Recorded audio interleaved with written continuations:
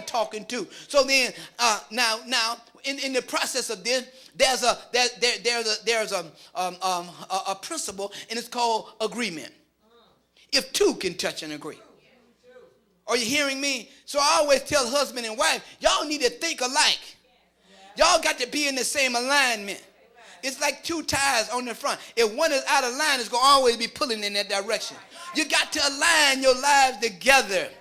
That when y'all get together, y'all are not arguing. Now y'all got to pray that God give y'all a straightening. No, y'all ought to be praying about what y'all believe in God for.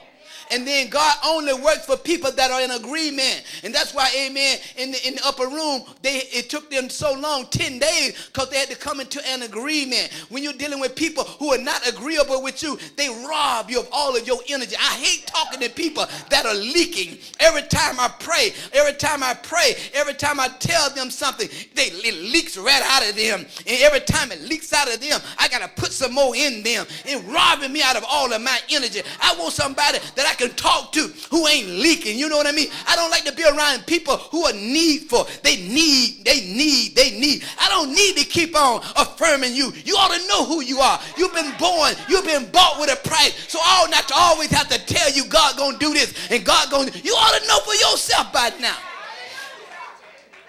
what God want to do. Am I talking to anybody in here? Glory be to God. I'm trying to teach y'all. And so then we're in verse number 2 still. And it says, now y'all know I don't need to do it right now.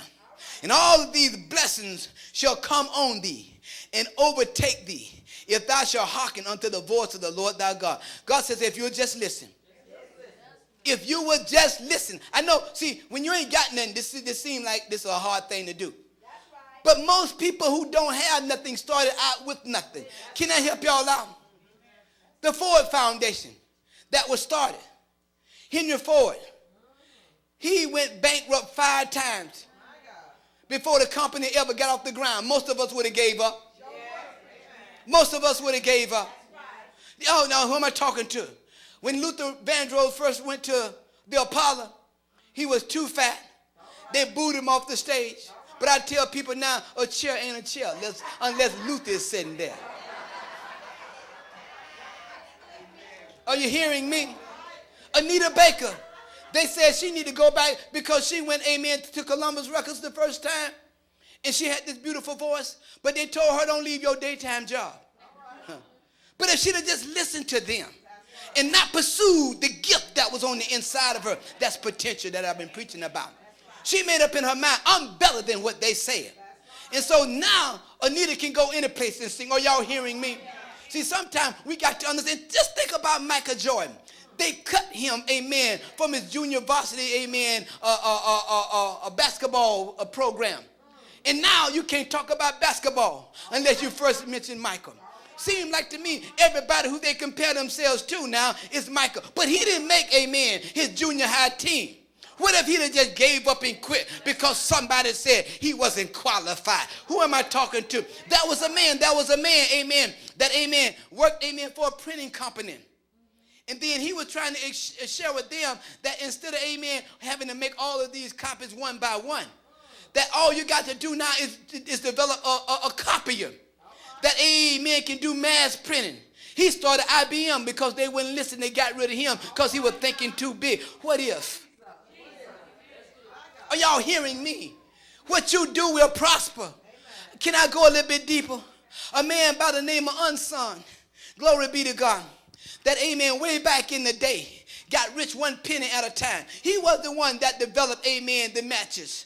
That, amen, you used to have to buy a box of matches a penny at a time. He got rich off a penny at a time. That was a lady, glory be to God, that had no, amen, skills as far as developing anything. But she was, amen, typing one day, and glory be to God, and she made so many misprints that she took some flour with a little bit of water and, amen, put it on there to cover it up, and she was the one that came up with white eye. You got something on the inside of you called potential, and you ought to, amen, go out there with all of your heart. Stop letting people manage, amen, what God made you to be.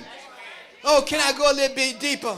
And so in verse number 13, we're still in the same chapter. Watch what God says about you. This is God talking about you. And the Lord shall make thee the head and not the tail. Thou shalt be above only and not beneath, if you can only listen to the commandments of the Lord thou God. So God has a way. I'm talking about divine stuff that God does. That God, the only place that the believers is supposed to be is at the top. We are not the tail. We're supposed to be above only and not beneath. We are the only one that can make things better for us and not allow people to, amen, limit us. Look at your neighbor and say, don't let nobody limit you. But please believe me, getting to the top is hard work. Most people miss their blessings because they're expecting for the blessing to drive up in a Rolls Royce. And true blessings comes in overalls. That means somebody got to go to work. Yeah, we think we blessed when the nice car comes up. You blessed when you know how to work. Because, amen, you get people who work hard, people who want to go to the top, they find a way to work when everybody else is asleep. Oh, ain't nobody talking back to me here right now. I know this sound kind of strange. But I got to go a little bit deeper. Can y'all let me go deeper? And so then, as I look at what God is saying, God want to show you something that you got to never remember and never forget. The days are coming. Look at somebody that says the days are coming. And I believe that they're here. This is Amos teaching in Old Testament. It says, behold, the days cometh, that the plowman shall overtake the reapers, and the treaders of the grape, and him that soweth seed. And the mountains shall drop sweet wine, and all the hills shall melt and cloud. Basically what it's saying, when God really start blessing you, you know you're in God's plan, because before you can ask for another one, he done did it. Yeah, when God really start blessing you, before you done put seed in the ground, another blessing is coming your way. I felt like singing right there. I won't do it. Glory be to God. Another blessing. Yeah, don't push me now, Sandra. Ooh, wee. Oh, yeah. Don't push me now.